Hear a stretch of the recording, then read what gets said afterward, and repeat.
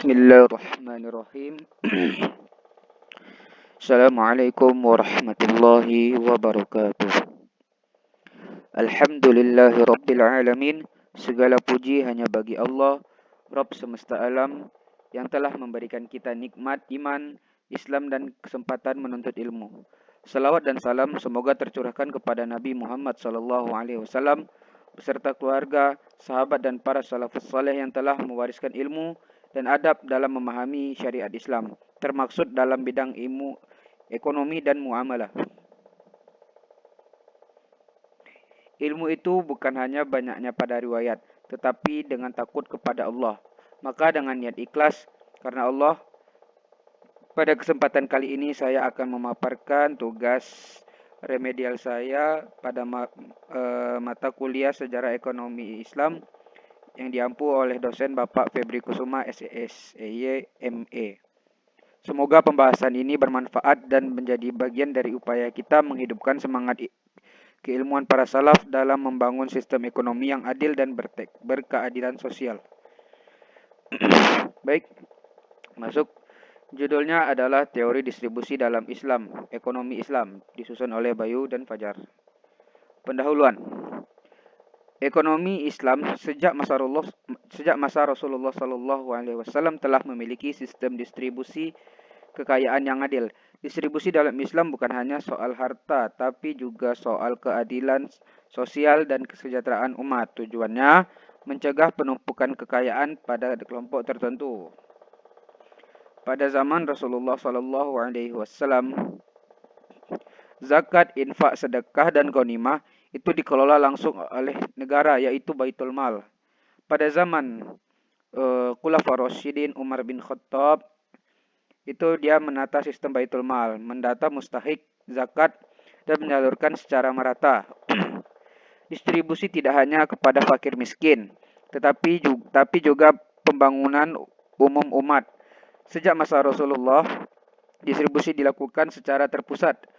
Umar bin Khattab mencontohkan sistem pembagian yang transparan dan adil, termasuk tunjangan untuk masyarakat dan tentara. Kemudian ada konsep distribusi dalam ekonomi Islam.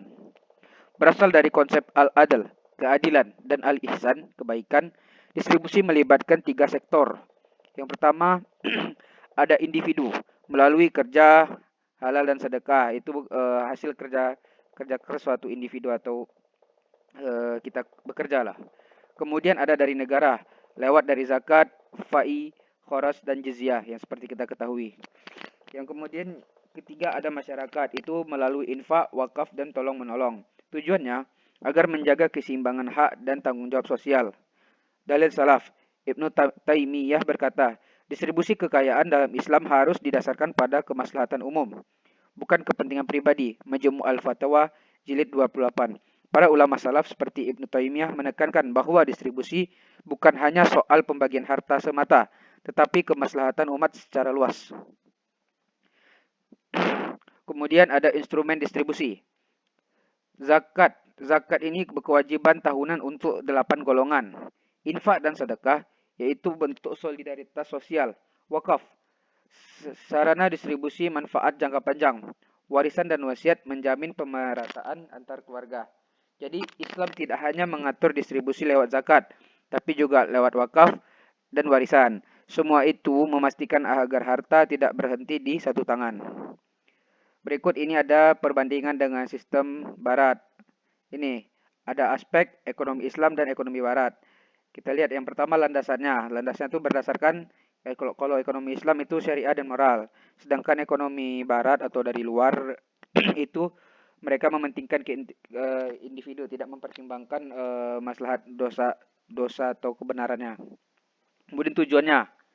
Nah, di tujuan ekonomi Islam ini sangat mempertimbangkan keadilan dan kemaslahatan, sedangkan di ekonomi barat hanya mementingkan profit maksimal, hanya tahu satu diuntung. Kemudian distribusi.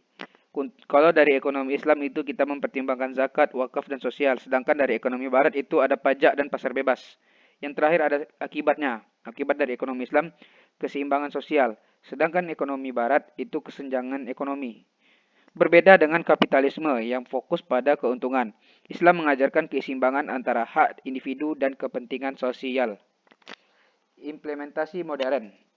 Pengelolaan zakat profesional oleh Baznas dan lembaga amil, gerakan wakaf produktif untuk pendidikan dan ekonomi umat. Konsep distribusi konsep distribusi kini diadopsi dalam ekonomi syariah modern. Prinsip distribusi ini kini menjadi lembaga zakat dan wakaf produktif di dunia Islam termasuk Indonesia. Penutup. Distribusi adalah wujud keadilan dalam Islam. Ajaran para salaf menekankan pentingnya pemerataan dan tanggung jawab sosial. Ekonomi Islam bukan hanya sekedar sistem finansial, tapi sistem moral dan spiritual dalil. Rasulullah Shallallahu Alaihi Wasallam bersabda, tidaklah beriman seseorang yang kenyang sementara tetangganya kelaparan. Hadis riwayat Bukhari dan Muslim.